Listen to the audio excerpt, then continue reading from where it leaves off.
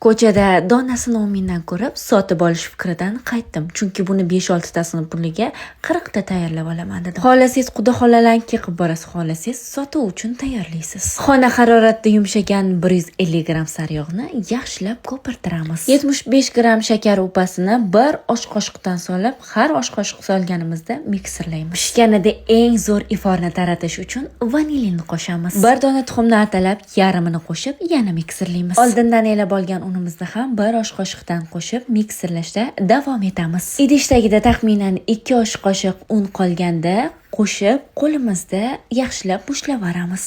Xuddi shunday xamir hosil bo'ladi. Strechlaymiz va xolodilnikka 2 soatga jo'natamiz. Xolodilnikdan olamiz va koptokchalar yasab qolipimiz ichiga joylashtiramiz. Ishib ketmasligi uchun vilka uramiz. Oldindan qizigan duxovkaga 15-20 daqiqaga jo'natamiz. Aziz insonlarga mehr bilan bolalikdagi ta'mni eslatuvchi qaymoqdan foydalanib krem tayyorlaymiz. Moloko qo'shishni yoddan chiqarmang. Konditer qopchasiga solib, kremlarimizni chiqarib olamiz. Mana shunday ajoyib shirinlikni tayyor qilamiz. Ustiga istaganingizdan foydalanishingiz mumkin. Men kivi, qulupnayli konfityor hamda fistashka maydalanganidan foydalandim.